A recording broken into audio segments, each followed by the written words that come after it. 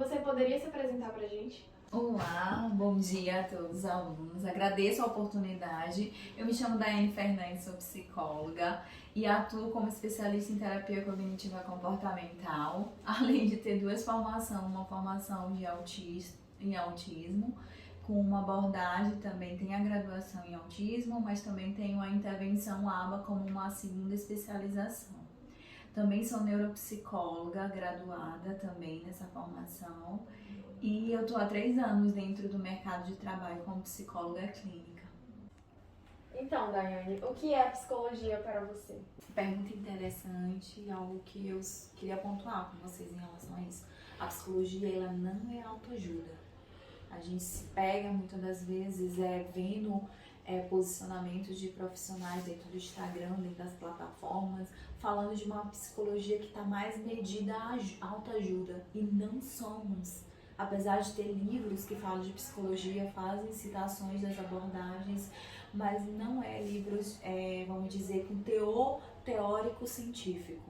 A psicologia, ela é ciência, ela traz um embasamento científico para falar da psicanálise, para falar das teorias como a terapia cognitiva, para falar da comportamental, vamos dizer assim, para falar da psicodinâmica, das teorias psicodinâmicas. Todas essas abordagens da psicologia, elas têm embasamento teórico, por isso somos ciência, ciência que fala do fazer. Uma ciência que está movida a uma questão ética, de princípios e também de evidência científica e comprovação.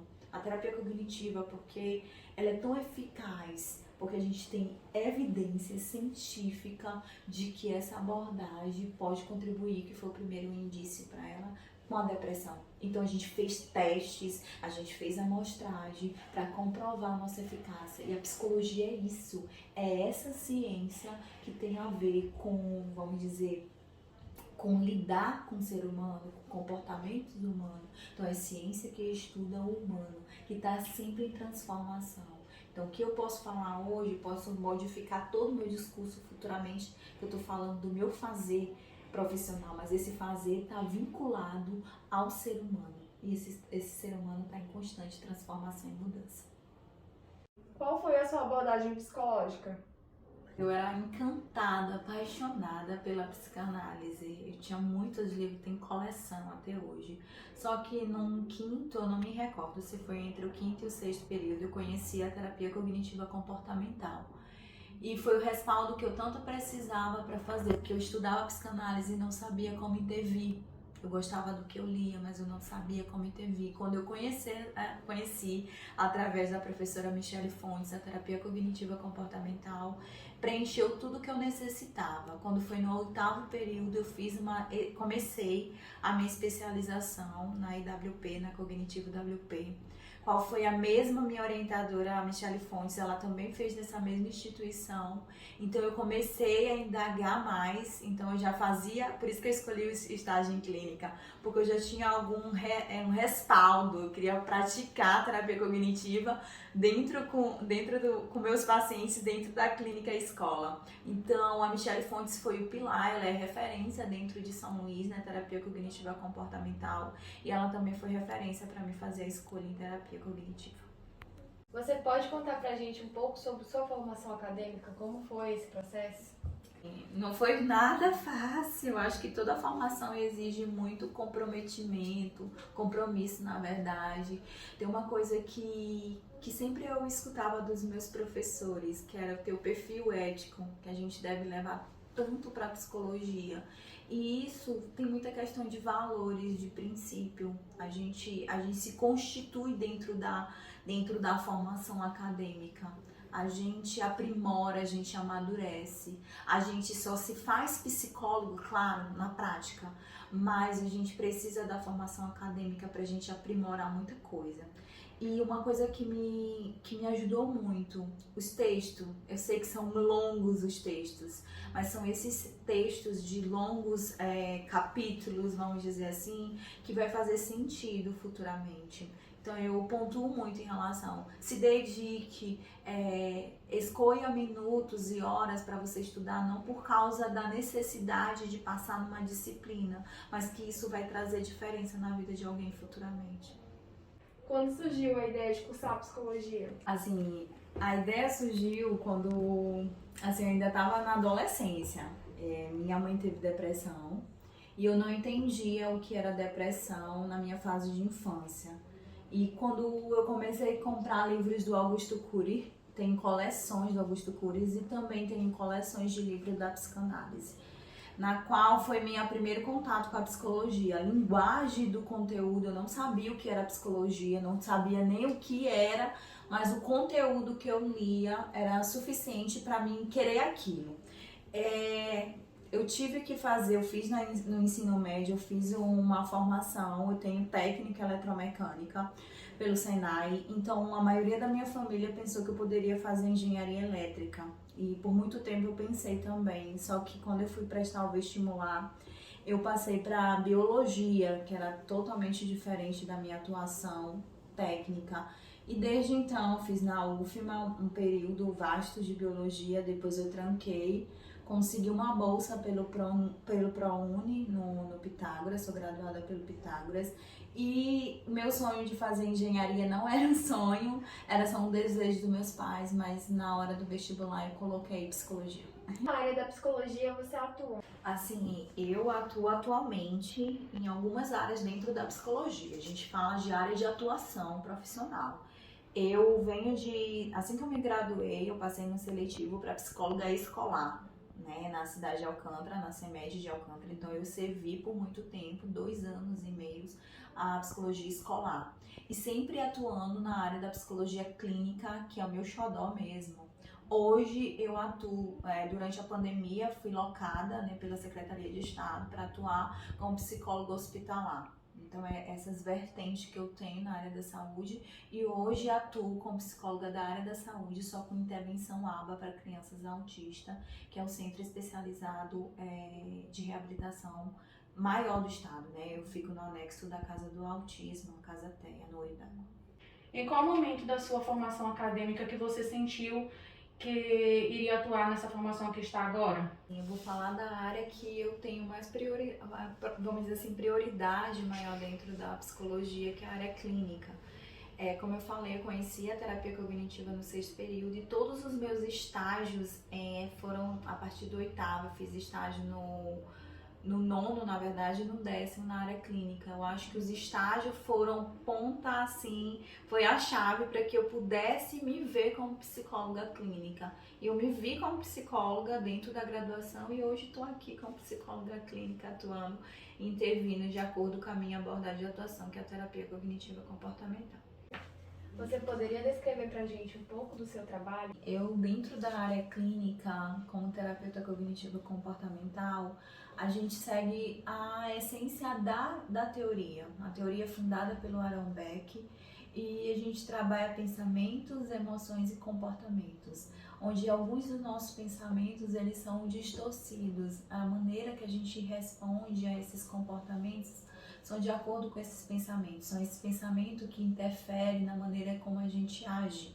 Então, dentro do consultório, faço com que o paciente ele possa analisar seus pensamentos. Quando ele consegue, a gente diz que são os pensamentos automáticos e nem tudo que a gente pensa é verdade. Então, a gente acaba fazendo com que esse paciente perceba a sua fragilidade, quais são os seus pensamentos disfuncionais, que são os erros mentais que muitas das vezes a gente tem. Faz com que ele se autoavalie para que ele possa ganhar autonomia. A terapia cognitiva também, a gente trabalha de uma forma colaborativa. O paciente fala e o terapeuta intervém na hora. E a gente tem essa função de fazer com que o nosso próprio paciente seja seu próprio terapeuta. A terapia também traz um número de sessões estimada para trabalhar alguns transtornos. Na verdade, ela foi criada para isso. Trabalhar os transtornos mentais como um todo, depressão, ansiedade. Então a gente tem alguns protocolos de intervenção baseados sim em técnicas, tanto cognitiva como comportamental. A gente não só dita como o paciente vai fazer, jamais. A gente sensibiliza ele, tenta ele ver a gente diz que são as conceituações cognitivas que ele tem para que ele venha melhorar, mas essa melhora ela é colaborativa, o paciente pontua, o terapeuta pontua para ver como é que eles tenham engajamento. A sessão ela é única e ela deve ser evidenciada. Também tem tarefas de casa dentro da terapia cognitiva, comportamental, onde o paciente ele leva uma atividade de casa, vamos dizer, ansiedade, técnicas de respiração diafragmática. Eu ensino ele a fazer a técnica dentro do consultório. Ele leva essa técnica para casa e faz a replicação para que aconteça a reestruturação cognitiva como tudo. Na sua opinião, qual a importância da ética profissional para o psicólogo? A ética é o nosso fazer, não existe psicologia sem ética. Eu acho que é o mais difícil, talvez, para certos profissionais que não cabe a mim julgar. Então, mas dentro da clínica e dentro de qualquer área de atuação, o psicólogo ele deve ser ético, ele deve resguardar em todas as integridades essa pessoa que ele procura, esse ser humano que ele procura. O fazer ético precisa de uma postura também ética. Nós psicólogos, a gente trabalha com sigilo psicológico e o sigilo é fundamental. A não divulgação do teu paciente, a não divulgação de materiais que você utiliza dentro da sessão pelos pacientes.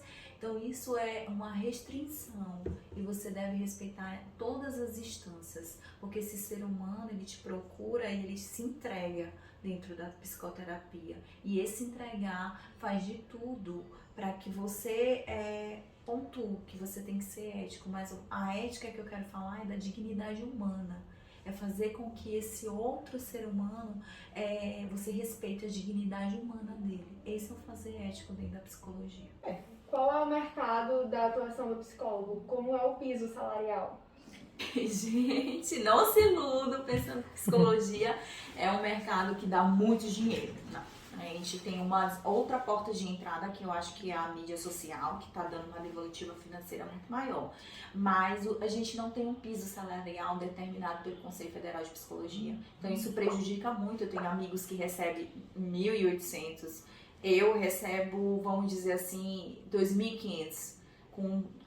Porque eu trabalho dentro da área da saúde, eu recebo mais de R$200 de salubridade. Então chega no teto de 2.700. Mas comparado a outras profissões ainda é um piso salarial, não existe um piso salarial, mas é o que o outro oferta pra gente dentro do mercado. Aqui em São Luís a gente tem um piso, vamos dizer assim, para psicólogo que está dentro da área das equipes multiprofissional, que é de 2.500, mas temos locais interiores, Baixada, que tem profissional recebendo 1.800.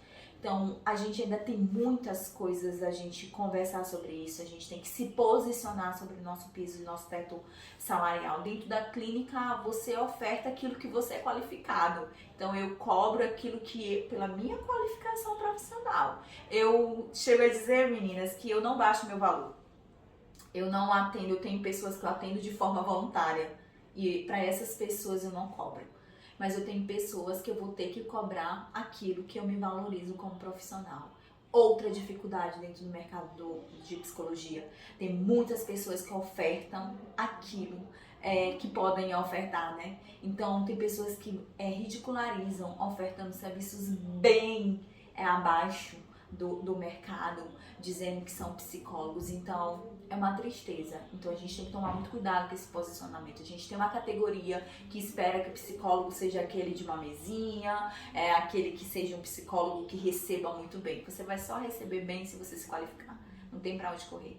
Então, vira e volta. Eu tenho amigos que têm vários plantões para poder conseguir um teto salarial maior. Eu também não faço não faço diferente. Trabalho no CE, trabalho como psicóloga clínica, trabalho como psicóloga escolar, faço intervenção de uma equipe voltada para autismo. Então, a gente se rola para poder a gente conseguir um piso muito maior. Vocês não escolheram medicina, vocês escolheram psicologia. E pra gente se qualificar, pra gente ter... E os cursos de psicologia, os testes são caríssimos, na faixa de R$2.000. Queria pontuar isso pra você. Nossos testes psicológicos, eu sou neuropsicóloga, e um teste psicológico que eu compro pra fazer uma intervenção, vamos dizer, de TDAH, ou de atenção concentrada, ou de de outras, de percepção, vamos dizer assim, são caros, meus amores, são muito caros. Esse teste, então, às vezes, ele sai de validade, então você acaba perdendo o seu teste. Então tem tudo isso que são coisas que vocês vão aprender durante a graduação, mas não se desencante da psicologia, porque ela tem um retorno muito maior, que é um retorno, por isso que eu digo, você tem que saber se você escolheu a profissão certa, porque independente do salário, eu sou muito feliz com a profissão que eu escolhi, então vocês também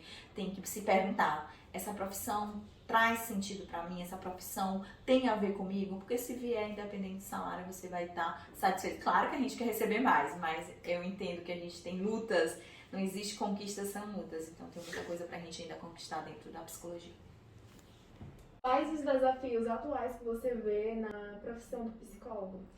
Assim, uma crítica que eu tenho a fazer, eu sou muito sincera em relação a isso. Eu tenho uma crítica a falar sobre o nosso direito como psicólogo. Eu acho que o nosso Conselho Federal de Psicologia, ele não abrange toda a categoria. Acho que nós estamos precisando limitar o nosso espaço de atuação.